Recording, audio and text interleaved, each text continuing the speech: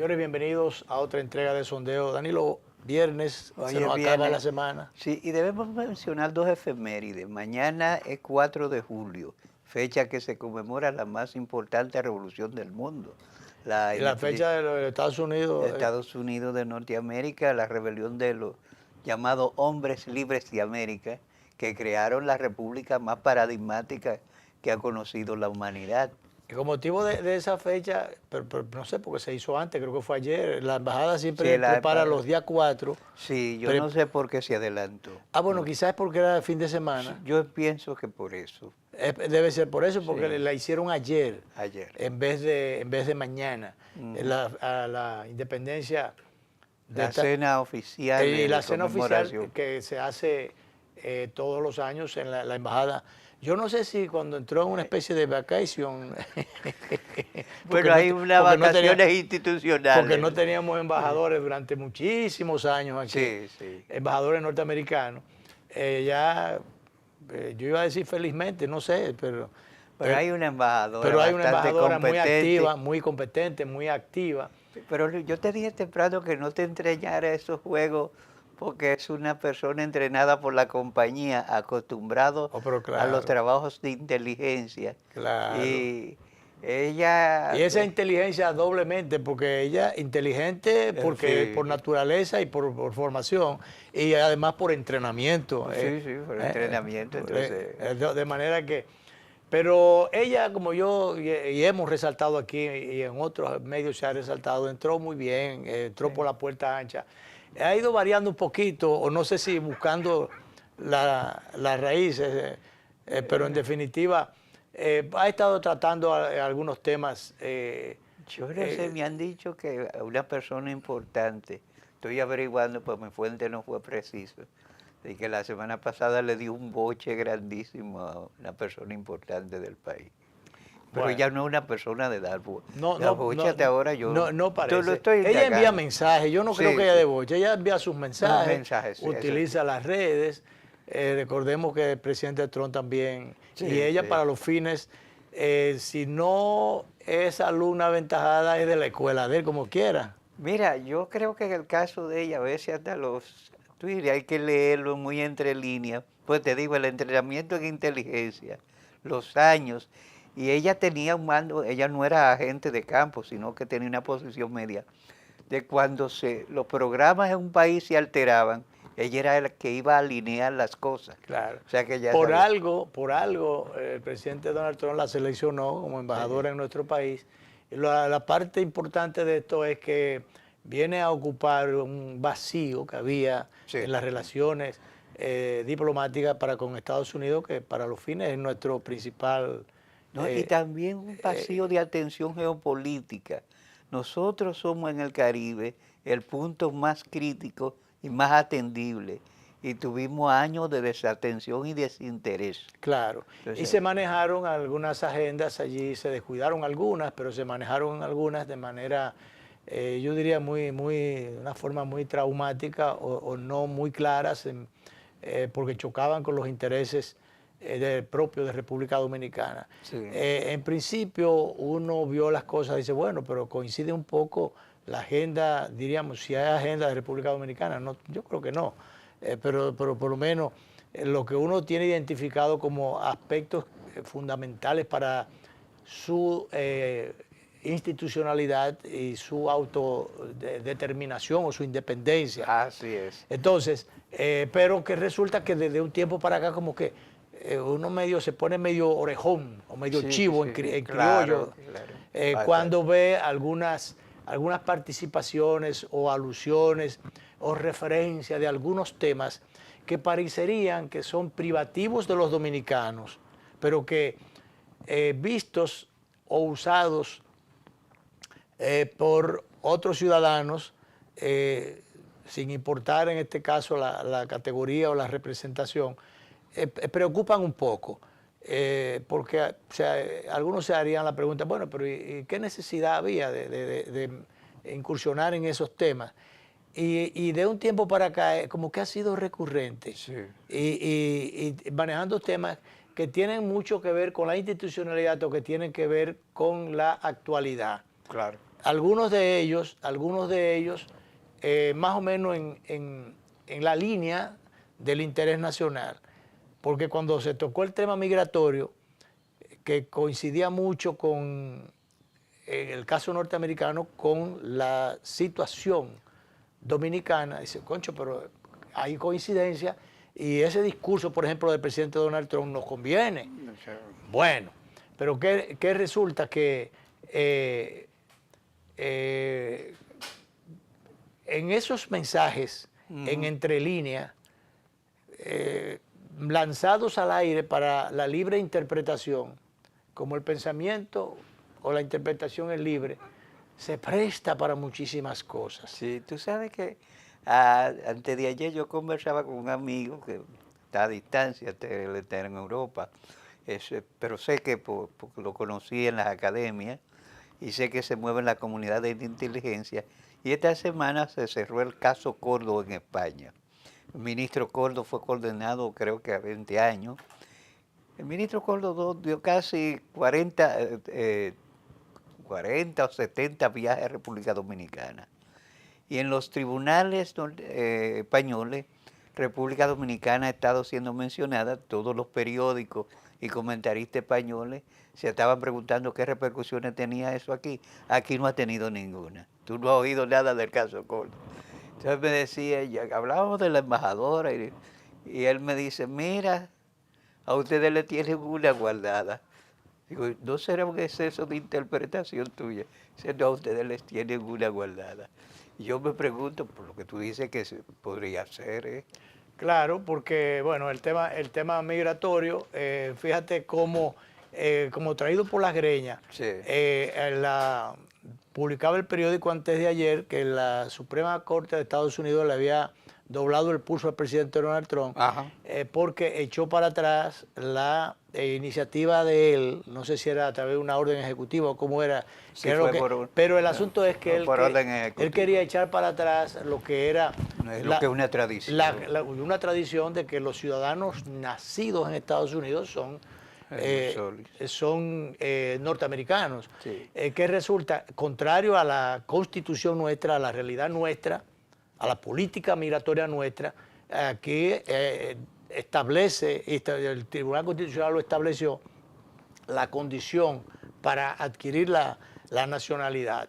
Bueno, pues traído por las greñas, justamente en el día de hoy se publica, vi yo publicado en las redes, que había despertado el debate, la discusión, la sentencia de los Estados, la decisión de la Suprema Corte de Estados Unidos con relación al tema migratorio y la sentencia 168-13. Pero ven acá, y la Constitución de Estados Unidos no es una y la de nuestro país no es otra. Y la cultura política de ellos es otra. Esa condición del jus soli está en el origen de los Estados Unidos. Claramente establecido allá y establecido aquí. Claro. Entonces, pero que yo insisto y te pregunto, y con nuestro invitado que ya está con nosotros, nosotros comenzamos y estábamos llenando el espacio esperándolo a él. Pero, ¿cómo es posible que dominicanos, y yo diría malos dominicanos, traigan por las greñas un tema? Porque con eso lo que quieren es traerlo al debate, pero digan que ya, perdóname, que se trajo ya, que alimenta de nuevo el debate, pero ¿por qué? Porque es que una cosa es en Estados Unidos y otra cosa es aquí. Ahí hay una conspiración. Acuérdate que la semana pasada un grupo de ONG fue frente creo que a la Procuraduría para que no le pidan ningún dato a parturientas algunas. Entonces, antes de que nos vayamos, Luis, mañana también hay una efeméride traumática. Don Antonio se suicidó un 4 de julio. Un día como ayer. Sí. Bueno. Esa nos impactó a todos y a nosotros en particular. Así es. Bueno, pues vamos a dar la entrada, la bienvenida formal. Él no viene por mucho tiempo, tiene compromisos previos, pero bien, al doctor Otoniel Bonilla. Él es el secretario de Justicia de la Fuerza del Pueblo. En días pasados le vimos él tratar un tema que tanto la Fundación Institucionalidad de Justicia como otros sectores y personalidades han estado manejando, que es sobre la entrada en vigencia próximamente del Código Penal que tanto la FINJUS como otras personalidades y el propio doctor Otoniel Bonilla ha pedido que se debe posponer, darle un poquito más de larga a la aplicación para que se corrijan una serie de falencias allí que chocan, y más que falencias, de choques con errores muy graves. Errores graves sobre ya aspectos tratados por el Tribunal Constitucional y que chocarían también con aspectos o con derechos fundamentales, especialmente la libertad de expresión. Pero las posiciones están divididas, porque entonces ahora el magistrado Milton Ray Guevara, expresidente del Tribunal Constitucional, ha dicho que para qué aplazarla, es una forma de entonces aplicar las violaciones, sí, que es lo que y el desorden, que lo que se debe hacer es apresurar una serie de modificaciones, y yo creo que habría tiempo, si hay voluntad política, habría tiempo para introducir esas modificaciones. Okay.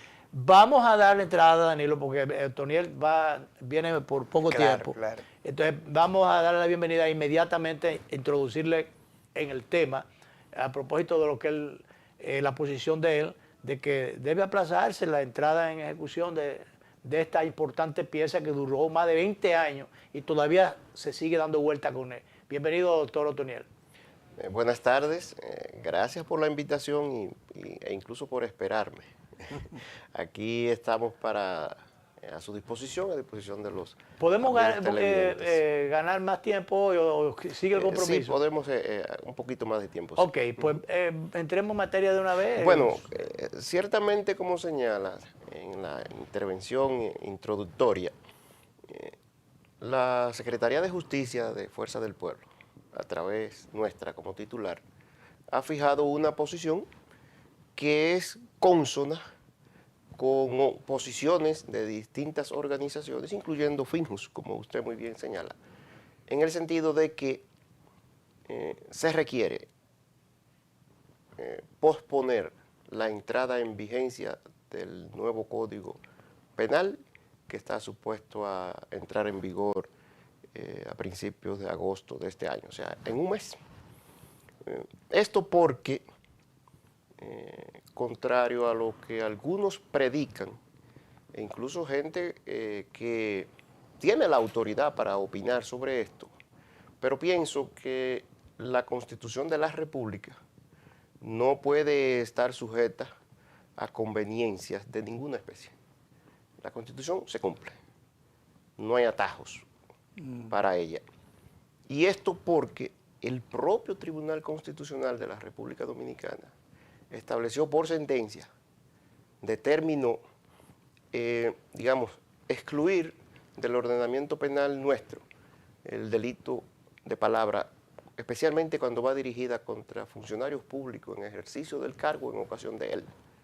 Y nuevamente en el Código Penal se introduce. Pero no es solo que se introduce, se hace con el propósito de reprimir aún más estas infracciones. Cuando digo aún más es porque las penas propuestas o aprobadas han sido incrementadas. Usted me decía. Y viola la versión del tribunal, de lo que había aprobado el tribunal.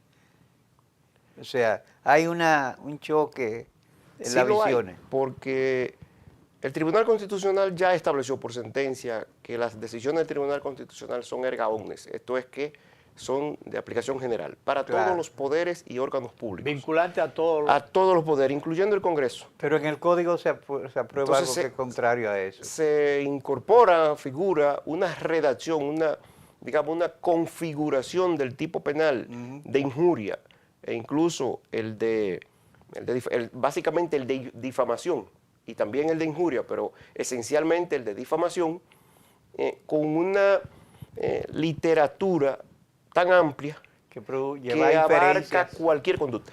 ¿Usted cree, por ejemplo, escúcheme, mira, fíjese este aspecto. En uno de las descripciones que da el código para referirse a la figura de la difamación, indica que cualquier imputación que vaya dirigida contra alguien podría constituir la infracción de difamación. Entonces veámoslo en el caso de los funcionarios. Si alguien dice que el funcionario X es corrupto, entonces estaríamos frente a una difamación, porque eso es abierto. O sea, No hay concretamente cuál es la conducta como establece la Constitución, porque las normas deben estar diseñadas para, digamos, preservar, para proteger un bien jurídico. Entonces, la Constitución misma manda que los ciudadanos, incluyendo a los comunicadores, periodistas, en fin, la gente que hace uso de estos medios, tiene el deber de denunciar. Otros funcionarios tienen la obligación de hacerlo.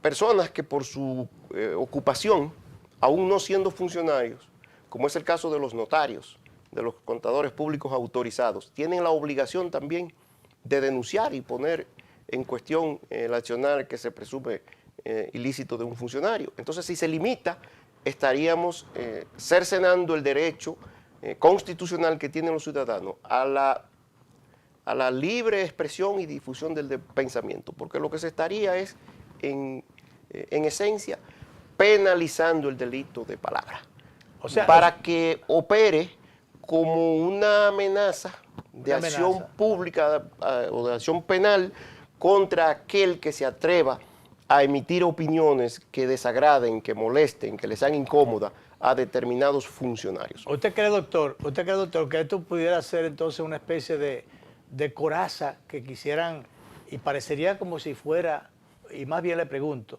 parecería como que es una especie de mordaza, o ley mordaza, que se quiere que sea definido como tal, que se ha querido aplicar o implementar, y que habría una intención de meterla, de colarla por alguna vía, y que ha habido aparentemente varias intenciones o varios amagos. Introducirla por un lado no se pudo, introducirla por el otro tampoco se pudo, y por donde quiera, porque realmente es engorroso el tema, es espinoso el tema. Entonces, y ahí vuelvo, retomo, sería una especie de protección o de coraza que están queriendo buscar en beneficio de los funcionarios. Veamos cuál ha sido el accionar, y quiero ponerle nombre y apellido. ¿Quién controla el Congreso? El PRM. Claro. Entonces es una decisión política del PRM de censurar, de limitar el ejercicio del derecho constitucional a la palabra, a la expresión y difusión del pensamiento. Esa es la verdad. No porque yo lo diga, sus conductas, y digo en plural, porque ha sido de manera sistemática, como usted muy bien señala, así lo indican, ¿verdad? Ese accionar político, que es una decisión política, esa es la voluntad política del PRM de limitar al ciudadano. Una línea política. ¿Usted cree que es una línea de gobierno? Creo que es política. Línea política. Si es una línea política del PRM, es el pensamiento del PRM. Quiere limitar a los ciudadanos para que no se expresen. Fíjese cómo... Perdón, del PRM hoy en el gobierno, porque recordemos que ahí tenemos exponentes como la hoy ministra Farideh Raful, cuando fue una voz muy alta, por cierto, jugó muy buen papel en la oposición desde el Congreso, cuando defendía esas libertades y cuando hacía otro tipo de crítica tetridente. Sí, pero eso formaba parte de esa conducta política, porque era una forma de descalificar al adversario para solo yo tener derecho a la palabra.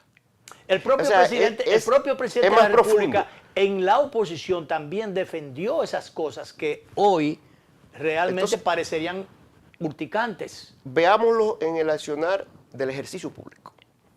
La ley de la DNI, de la Dirección Nacional de Investigaciones, que ha sido aprobada calladamente y se mantiene. De hecho, se está aplicando y no sabemos qué está ocurriendo ahí, porque esa ley... Pero entonces es una espada de Damocles. El Tribunal Constitucional estableció que había sido aprobada en violación del procedimiento constitucional y reglamentario del Congreso, pero no se pronunció sobre el fondo de esa norma. Hay otras disposiciones, como usted refiere, que han sido presentadas, iniciativas en el Congreso, y leyes como la ley Mordaza, como se le ha llamado, que ya se ha convertido. La ley Mordaza no se refiere a una iniciativa en particular, sino a la conducta. A una intención, a un propósito. Sí, una decisión política de limitarlos a los ciudadanos, los comunicadores como ustedes, que les son incómodos, De eso se trata. Hay que verlo así. No porque yo quiera, sino porque lo que ha sido la constante en la conducta de los funcionarios del PRM es notorio, y los hechos notorios no necesitan ser probados, que a través de ningún otro elemento que no sea lo que podemos percibir, lo que se puede percibir notoriamente es que en cada momento que tienen la oportunidad de, digamos, impulsar una iniciativa que vaya en la dirección de limitar el derecho a la palabra, lo hacen. Pero ya no se convierte solo en las iniciativas legislativas, sino en su accionar en el sistema de justicia. Veamos cómo a individuos... En el sistema de justicia. Claro, a individuos que a usted puede o no simpatizarle, usted que me ve, pero que antes eran instrumentalizados por esos mismos señores que hoy nos gobiernan para perseguir la honra y la reputación de quienes eran en ese momento, ejercían la función en el Estado.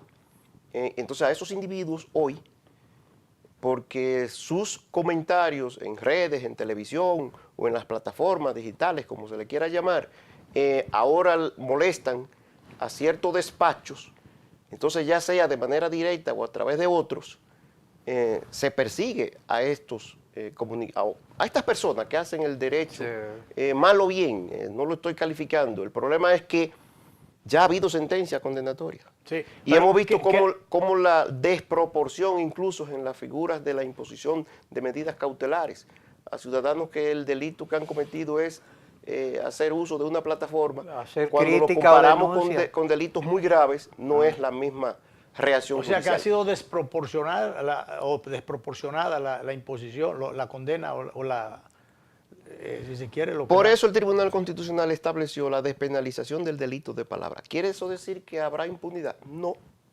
Hay otras vías de derecho para accionar. Usted entiende que su reputación ha sido mancillada, que su honor ha sido dañado, que esto le ha causado un perjuicio. Entable una demanda por la vía civil y recibirá una reparación. Eso es. Doctor, no estamos diciendo que el ciudadano que ejerce una función pública no tiene derecho a preservar su honor en aquellos casos que lo tengan. Claro. Porque fíjese que la Constitución de la República establece que el jus poniendi del Estado, ¿verdad?, que es la facultad de perseguir conductas, establecer cuáles conductas entrañan un delito, tiene límites. Y esos límites es aquel que esa conducta implique una lesión a un bien jurídicamente protegido. Para los que no ven, que no son abogados, que es la mayoría, ¿cuál es el bien jurídicamente protegido frente al homicidio? La vida. Sí. Para que haya una afectación de la vida hay que estar vivo, ¿verdad? Entonces, para afectar una reputación hay que tenerla. Claro. Eso hay que examinarlo. Hay que tener una buena reputación para que sea afectada. Claro, doctor, ya que usted habló de reputación, sería interesante establecer o que establezcamos la diferencia entre la comunicación o los comunicadores tradicionales, los medios tradicionales y estas plataformas, varias de ellas que existen en estos tiempos a través de las redes, que no tienen ningún tipo de reglamentación, pero que tampoco se rigen por ningunos códigos o parámetros de ética, ni de moral, ni de delicadeza. Entonces, son cosas totalmente diferentes. Cuando yo oigo por ahí que cuando le quieren entrar diríamos, en escarmiento a algunos desbordados, algunos que viven desbarrando, entonces, y salen a hablar de que contra los comunicadores. No, espérese. Hay desbarradores, hay difamadores, hay extorsionadores, hay de todas esas cosas, por un lado, y por otro lado están los comunicadores o los medios tradicionales, que entre los que nos situamos nosotros, sin que nos lo digan, nosotros mismos nos situamos, porque es un compromiso que hemos asumido. Somos los primeros, justamente, desde estas tribunas, pegar el grito al cielo, si se quiere, o llamar la atención sobre la necesidad de establecer determinados controles sobre esos comportamientos totalmente desbordados contra cualquier ciudadano, no importa. Pero esa es una cosa. Y la otra es cuando haya eso que estábamos delineando ahorita al principio, de esa intención de meter a todos en el mismo saco y de controlar a todos los que, aún violentando los derechos fundamentales como la libertad de expresión, querer meter a todo el mundo regular y controlar a todo el mundo. Esas son cosas totalmente diferentes. A eso es que me refiero, ¿verdad? Hay la necesidad de controlar las conductas que se aparten del buen ejercicio del derecho a la comunicación, a la libre expresión y difusión del pensamiento.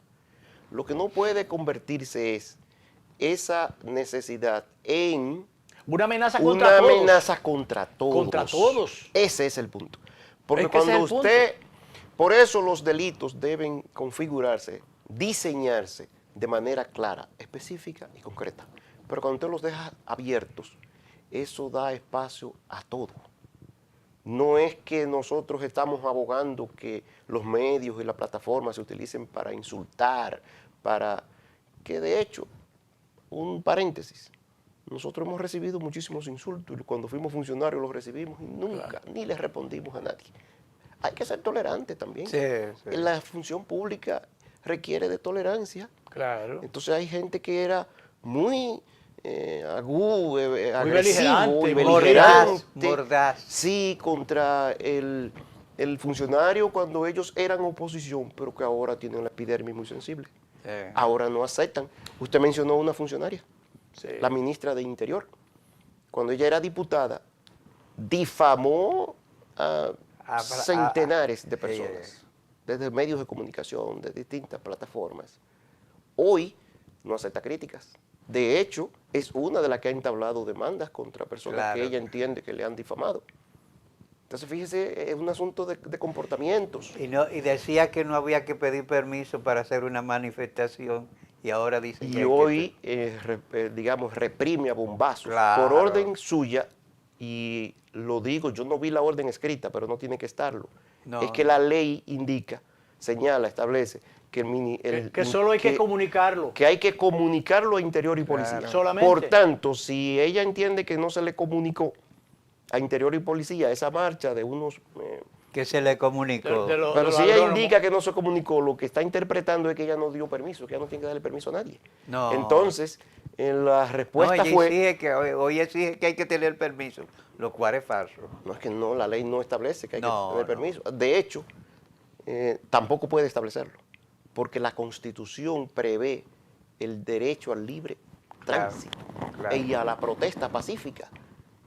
Lo que yo no puedo es alterar el orden público, pero porque unos profesionales, en este caso que nos estamos refiriendo para los amables televidentes que nos siguen, los profesionales de AMPA, ¿verdad? Los agrónomos, fueron al frente del Palacio Nacional a protestar por mejores condiciones de vida. ¿Qué peligro representaba esa gente? Claro. Ahí vimos el dramatismo, el director tiene esa imagen de Tito Hernández cuando le tiraron unos bombazos y eso fue la ministra de Interior y Policía. Claro. Realmente, pero otra cosa, doctor, que no se toma en cuenta cuando se está en el ejercicio del poder, que esa capacidad u oportunidad de crítica cuando se está en la oposición y que resulta sensible a la epidermis cuando se está en el gobierno, se olvida de que la tortilla se voltea en un momento determinado y que si hoy se es gobierno y no se quiere o no se gusta que hagan o se digan determinadas cosas, cuando mañana se caiga en la oposición, van a hacer uso de ese mismo derecho. O sea, que el derecho que se usa en la oposición, se usa en el gobierno. Cuando se termina el gobierno, se vuelve a la oposición. Cuando la tortilla, repito el término, se voltea, entonces comienza a adorarse del otro lado. Hay que estudiar la historia. Exacto. De ahí surge la guillotina, ¿verdad? Entonces, crean normas que la ajustan a su interés político de hoy y el interés que representan desde una posición de poder. Pero cuando mañana no se está en el poder, esas normas se te van a aplicar. Doctor, quiero aprovecharlo para que nos dé su opinión sobre esa decisión reciente de la Suprema Corte de Estados Unidos de echar para atrás la decisión del presidente Donald Trump en el sentido de que el que naciera o nació en Estados Unidos no tiene la nacionalidad norteamericana. Allá eso funcionó, pero se ha querido traer por las greñas eso, aplicarlo aquí. Ya aquí es una decisión sencillamente de una sentencia del Tribunal Constitucional, la 168-13, y las reglas del juego nuestras son reglas diferentes, o la Constitución nuestra es diferente a la de Estados Unidos. Entonces, ¿qué le parece esa situación, esa doble situación que querrían algunos aprovecharla para volver a traer al tapete un tema que definitivamente está juzgado No solo o decidido? está ya establecido mediante un precedente que puede ser revisado, y hay que llamar la atención. La composición actual del Tribunal Constitucional no es la misma del año 2013, Claro. cuando se emitió esa sentencia. Y la norma y la Constitución, pero la norma que rige el Tribunal Constitucional, la Ley de Procedimientos Constitucionales, permite que los precedentes puedan ser revisados, reinterpretados. Claro, eso hay que fundamentarlo, motivarlo. Pero ojo con eso. Pero ojo con eso. Hay que tener los ojos puestos sobre el Tribunal Constitucional. Insisto, no es el mismo perfil del año 2013. No estoy diciendo que sean mejores o peores. No, no es el mismo perfil. No es el mismo pensamiento, incluso ideológico. Y tal vez no representan el mismo interés. No digo si aquel era mejor o peor. Simplemente que pongamos atención al Tribunal Constitucional. Porque cada momento surgen estas voces y en cada oportunidad reaparecen. Pero hay que tener en cuenta. En algún momento, recordemos, la composición anterior o inicial del Tribunal Constitucional, cayó una iniciativa que recuerdo que tenía la intención de permitir de que los soldados norteamericanos pudieran venir aquí a hacer muchísimas tropelías y que no podían ni caer presos, ni ser juzgados aquí, ni nada de esas cosas. Y el Tribunal Constitucional sencillamente le echó para atrás eso. Dijo que ese intento de acuerdo, que era como una especie de tratado, como hay un control preventivo de los tratados, constitucionalmente está establecido así, que el Tribunal Constitucional determinó que ese tratado, ese acuerdo internacional que suscribió el gobierno de entonces con los Estados Unidos era contrario a la Constitución. Pero después, más recientemente, hubo otro.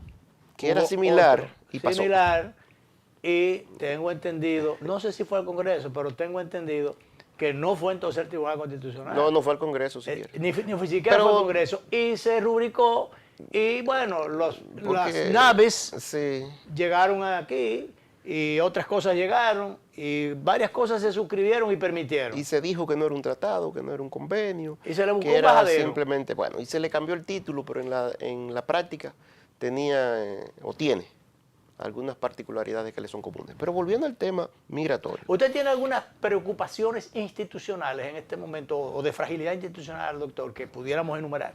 Preocupaciones no. En sentido general. Más que preocupaciones. Más que preocupaciones. Sí, con el tema, por ejemplo, del tema, en lo atinente a lo que estábamos abordando sobre la nacionalidad, y el tema migratorio. El tema migratorio, sobre las vueltas que siempre quieren buscarle, los atajos. Pero una de las principales amenazas está en Interior y Policía. ¿Cómo? La ministra de Interior era de las que iba a protestar y decía todos somos Haití. Se nos olvidó. Todos somos Haití. No lo recordamos. Entonces, esa gente cambió de opinión o sea, ya no piensa así.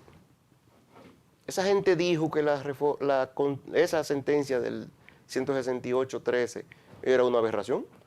Esa gente gobierna hoy y está en cargos importantes como el Ministerio de Interior y Policía.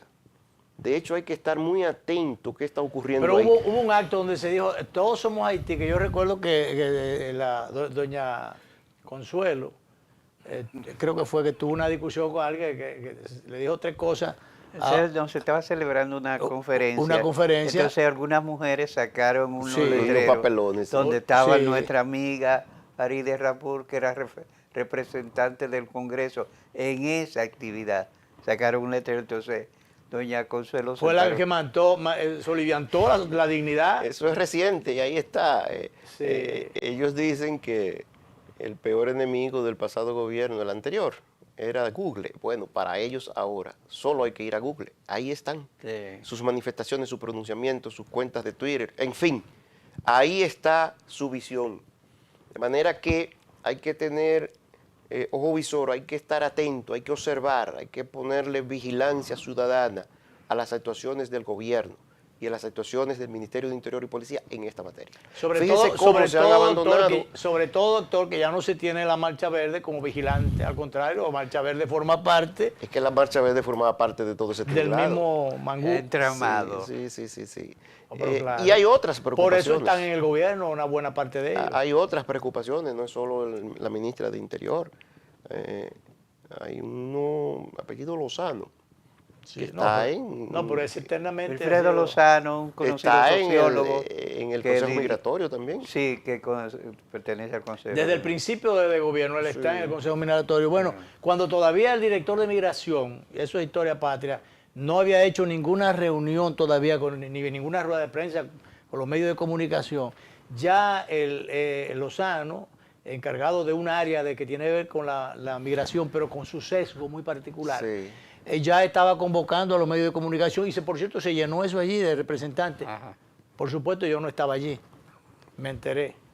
Bueno, entonces, ahí aprovechando el tema del Ministerio de Interior, es que tiene otras atribuciones que igualmente son de preocupación. Ha habido, desde este ministerio, del gobierno, pero a través del Ministerio de Interior y Policía, se ha impulsado una mal llamada reforma policial. ¿Cuál ha sido la transformación? Que todavía no ha ido al Congreso, eso no ha sido aprobado. Se ha gastado un dineral. Pero cuando vemos la práctica de la policía siguen siendo la misma. Las actuaciones de arbitrariedad no se sabe en qué se ha gastado ese dinero. Iguales, pero además no se sabe en qué se ha gastado ese dinero, como usted muy bien dice. Y la gente se pregunta, ¿era la prioridad cambiar el uniforme a la policía o es que esto implicaba algún negocio para alguien? Me pregunto, no lo estoy afirmando. Son cuestiones que deben preguntarse. Ponerle unos cuadritos que yo no lo entiendo. ¿Era prioridad cambiarle la imagen a la policía cuando ya la gente se identificaba con ese color? Ese color no es para que sea bonito o feo, es que es el color con que los ciudadanos se identificaban con nuestra policía. No, y sobre todo hay que señalarlo. Si hay una repetición de las prácticas o las prácticas... Sí, ¿cuánto se ha destinado para mejorar las condiciones, digamos, las herramientas con que debe contar nuestra institución policial para enfrentar el delito? ¿Cuánto se ha invertido en esto? ¿Por qué la prioridad fue los consultores y no otorgarles estas herramientas a la Policía Nacional? Hemos visto incluso denuncias muy serias en el que se hace un operativo de equipamiento de camionetas, por ejemplo, y se llevan a San Cristóbal, y luego esas mismas camionetas aparecen en otra provincia. O sea que es parte de la manipulación. Se manipulan las estadísticas. Pero las llevan solo para presentarlas, no para usarlas. Sí, hemos recibido denuncias en esa dirección de gente que la ha documentado incluso. Doctor, con su anuencia, vamos a una pausa y volvemos. Nos quedan varios temas. Vamos a la pausa, director.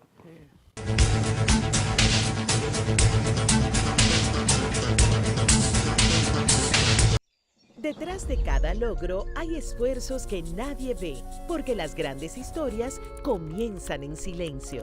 Ronnie soñaba con modernizar la agricultura. Hoy, cada vuelo sobre los campos del Cibao siembra esperanza.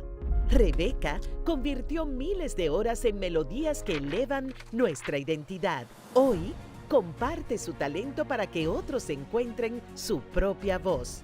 Casey entendió que el futuro no se espera, se programa.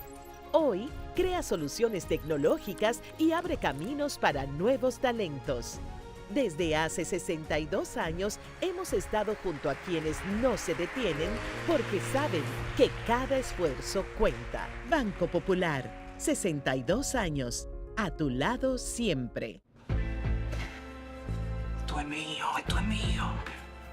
Claro que yo puedo. En mi proyecto somos curiosos, valiente, luchador, y soñador. Hay que soñar en grande. Y yo sueño con lo más grande. Si hablamos de honestidad, vayan y pregunten. Porque yo soy honesta de verdad. Nunca dejo de pensar en lo demás. Así soy yo. Así soy. Porque yo soy de aquí. De aquí. Y por eso, Yo soy invencible. Cuando los dominicanos creemos en nosotros mismos, somos invencibles. Lo sabemos porque somos Banreservas, el banco de todos los dominicanos. Cada taza trae con ella el sabor de los mejores deseos. Deseos que se van multiplicando durante el día y nos salen hasta en la taza. Esa taza que nos transmite con su aroma y sabor la buena onda que nos mueve siempre con una sonrisa y que llevamos con nosotros en todo momento. Por eso es que a cada taza de café Santo Domingo siempre le sale ese sabor a lo mejor de lo nuestro.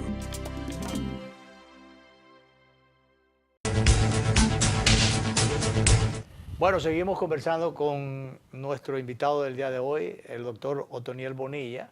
Es el secretario de Justicia del partido La Fuerza del Pueblo. Doctor, estamos enumerando las preocupaciones. Realmente nos quedamos cortos, todavía quedan más cosas. Sí, bueno, hay preocupaciones institucionales. Fragilidad institucional. Más que violaciones. fragilidad, es cómo se usa el dominio que se tiene de las instituciones del Estado para provecho político. Veamos cómo, 3 ejemplos recientes. Se aprueba al vapor una reforma tributaria.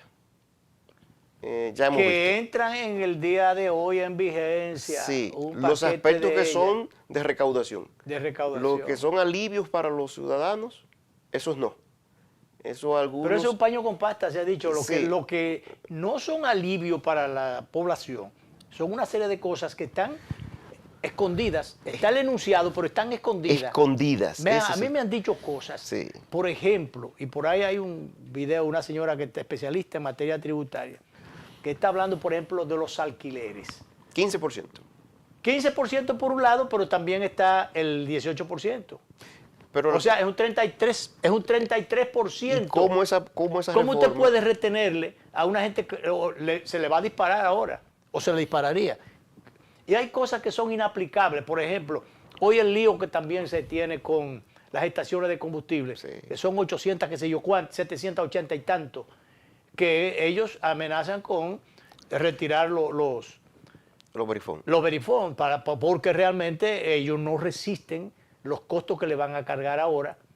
Y entonces, imagínese que usted como usuario o como cliente tenga que echar combustible Pero incluso y están... tenga que andar con un saco de dinero en efectivo, con la inseguridad que todavía ciudadana que permea, que permanece en Y están promoviendo la informalidad. Exacto. Porque... Dice la vicepresidenta que no se va a promover la informalidad. Sí, pero no es porque Pero claro que la sí. señora vicepresidenta, con todo respeto, lo diga. Es que en la realidad, veamos, usted pagaba por una transferencia el 0.15%. A partir de hoy, Hoy, es el 0.20. 0.20.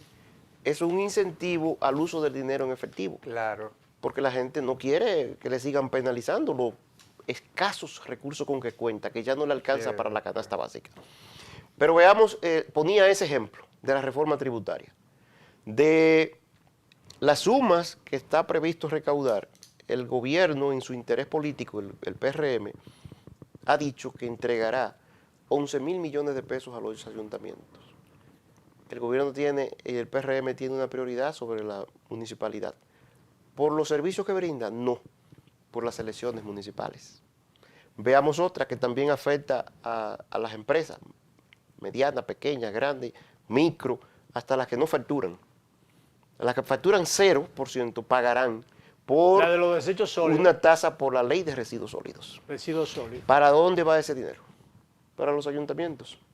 Porque es que el PRM está usando su mayoría en el Congreso y el dominio que tiene de las instituciones para su interés político, porque intenta comprar las elecciones municipales.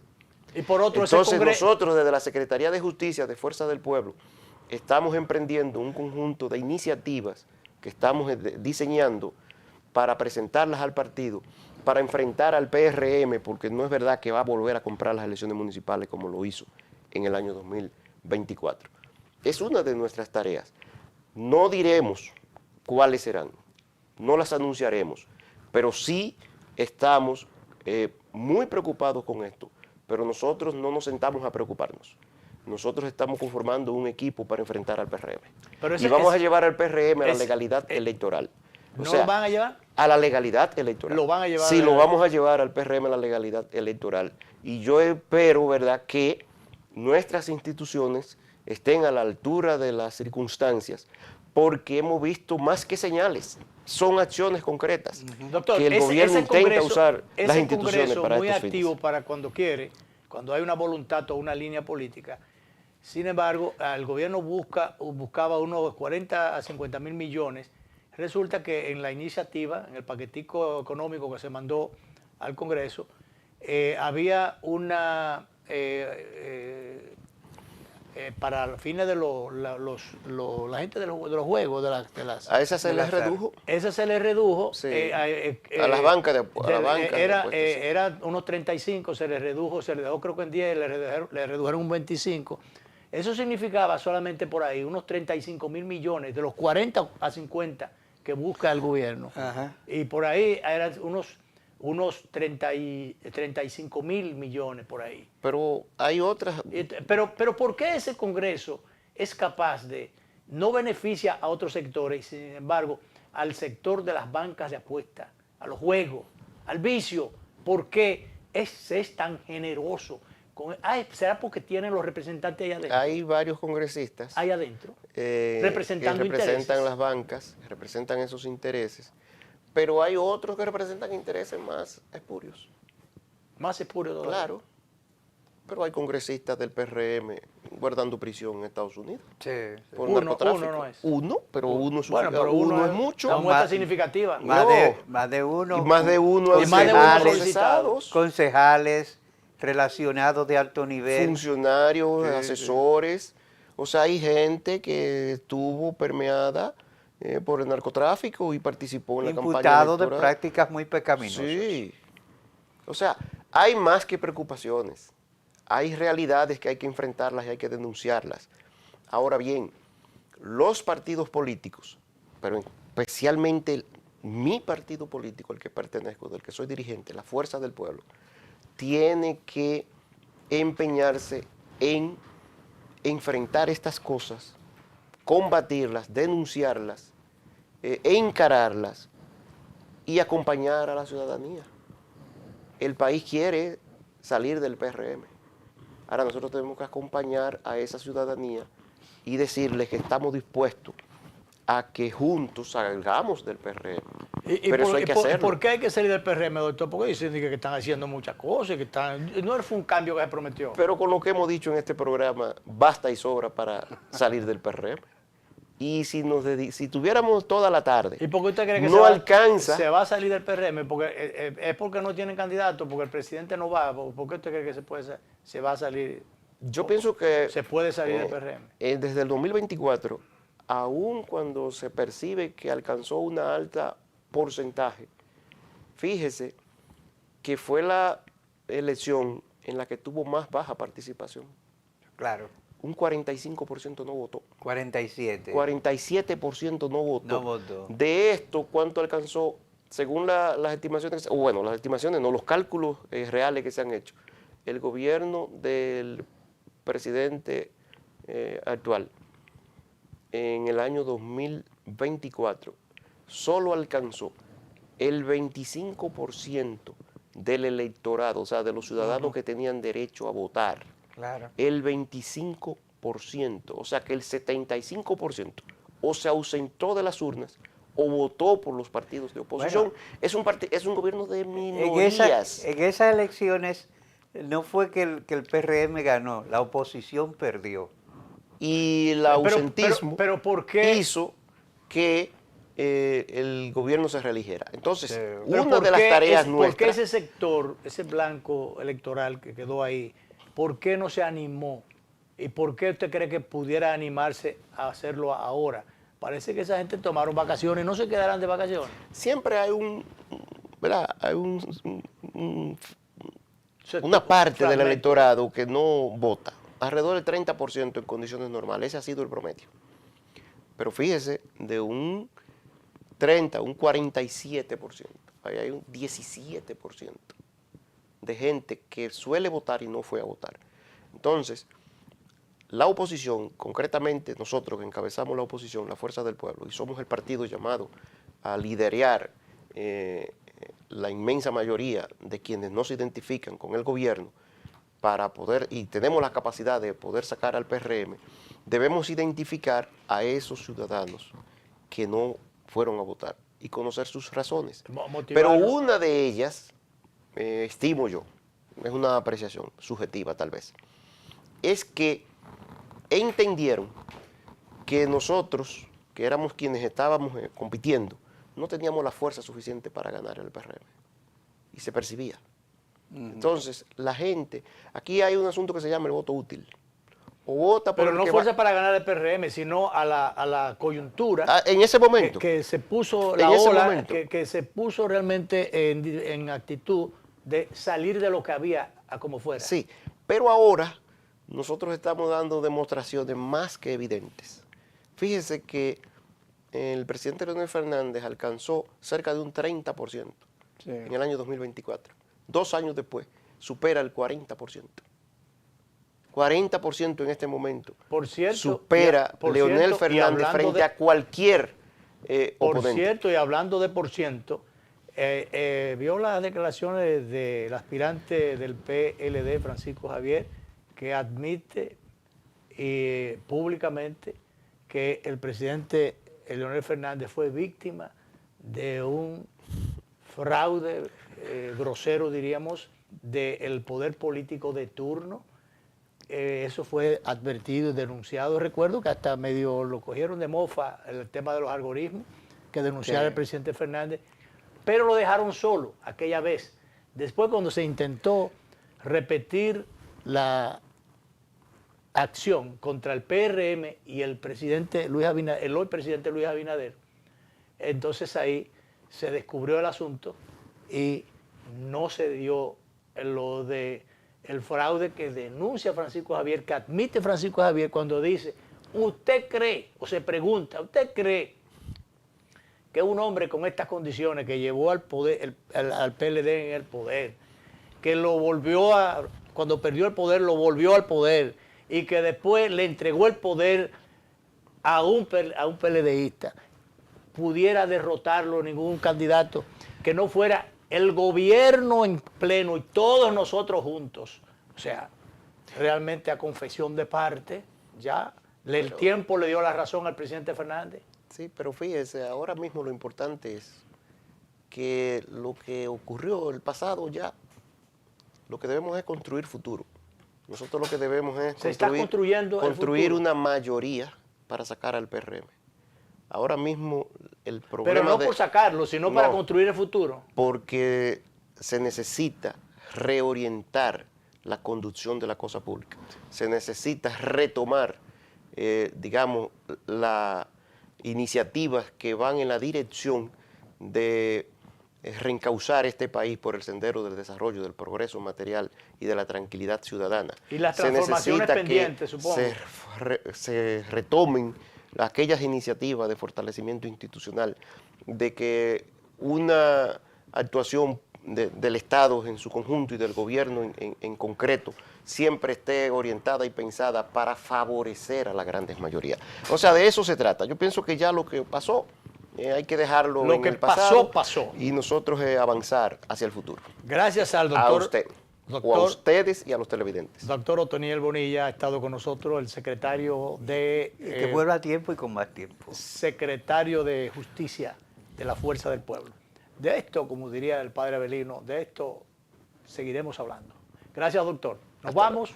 Nos vemos.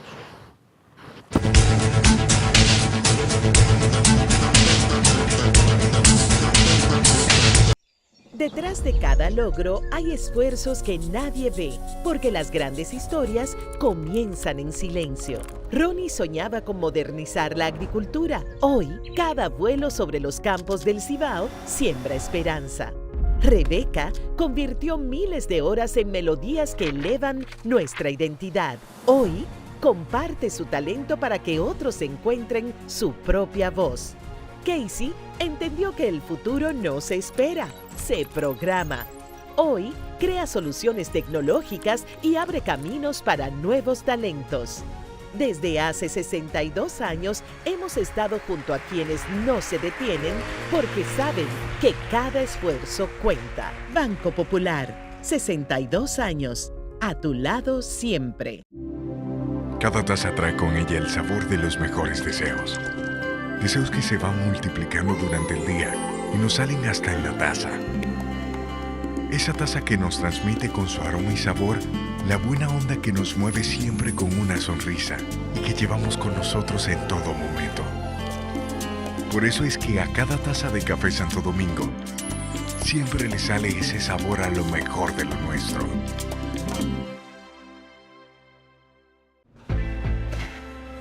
Esto es mío, esto es mío. Claro que yo puedo. En mi proyecto somos curiosos. Valiente, luchador y soñador. Hay que soñar en grande. Y yo sueño con lo más grande. Si hablamos de honestidad, vayan y pregunten. Porque yo soy honesta de verdad. Nunca dejo de pensar en lo demás. Así soy yo. Así soy. Porque yo soy de aquí. De aquí. Y por eso, Yo soy invencible. Cuando los dominicanos creemos en nosotros mismos, somos invencibles. Lo sabemos porque somos Banreservas, el banco de todos los dominicanos.